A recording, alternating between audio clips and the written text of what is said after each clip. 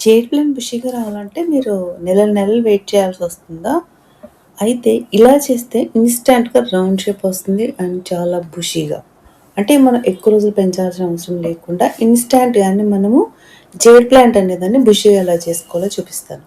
దీనికోసమైతే first soil అనేది important అండి. కొంచెం ఫ్రీ ఫ్లోగా ఉండే సాయిల్ పెట్టండి. ఎందుకంటే మనం ఎక్కువ కొమ్మల్ని కలిపి పెడదాం అనమాట. అవి రాట్ అయిపోకుండా ఉండాలి అంటే మనం ఫ్రీ ఫ్లో సాయిల్ పెట్టాలి. అండ్ ఖచ్చితంగా మీరు ఒకసారి పైన మట్టిని కొంచెం తడి చేసుకోండి.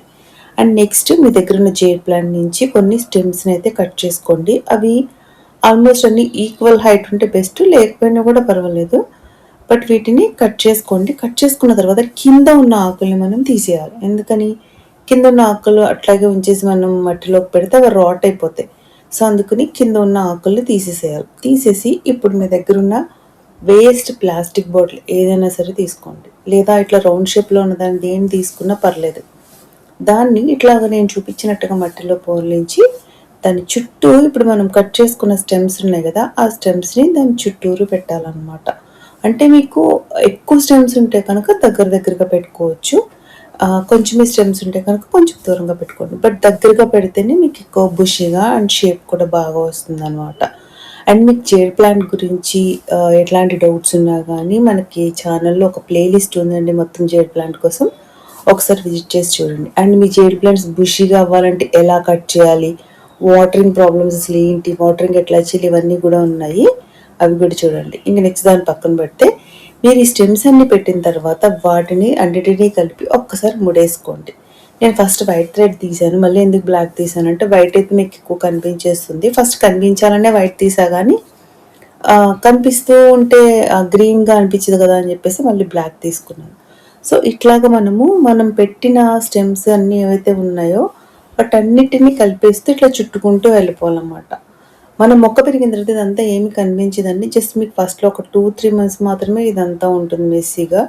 కానీ ఇట్లా చుట్టేసుకుంటూ వెళ్ళిపోవడమే అన్నమాట. మీరు ఏ కలర్ థ్రెడ్‌ని చుట్టుకున్నా పర్లేదు. కానీ పై వరకు వెళ్ళిన తర్వాత చూసారా మనకు మిగిలిపోతాయి కదా! సో, వీటిని ఏం చేస్తారంటే కట్ చేసేయకండి. వాటిని ఇట్లాగా నేను ఇప్పుడు చూడండి మడత పెడుతున్నా గదా! మన లేత బొమ్మలే కాబట్టి మడుచుకుంటాయి. సో, మడత పెట్టి దాన్ని గూడా మొత్తం చుట్టేసేయండి. మీకు ఎలా వస్తే అట్లా. అంటే దాని చుట్టూరు మాత్రం థ్రెడ్ వచ్చేలాగా వేసేసేయండి. అంటే దాన్ని మొత్తం మనం కవర్ చేసేసినట్టనమాట. మీరు కావాలంటే ఎన్ని రౌండ్స్ వేసినా పర్వాలేదండి. సో, ఇట్లా వేసుకుంటూ వెళ్ళి మీకు నచ్చినట్టుగా ఎట్లా అయినా సరే దాన్ని ముడివేసేయండి. ఇలా పెట్టడం వల్ల ఏమవుతుంది అంటే మనము మొక్కని ఫస్ట్ నుంచి ఒక స్టెమ్‌నే బుషీగా చేయాలి అంటే మనకి చాలా టైం పడుతుంది. బట్ ఇట్లా పెడితే ఏమవుతుంది ఆల్రెడీ చూడండి ఆ మొక్కే ఇంత బుషీగా అండ్ రౌండ్‌గా ఉన్నట్టుగా కూడా వచ్చింది.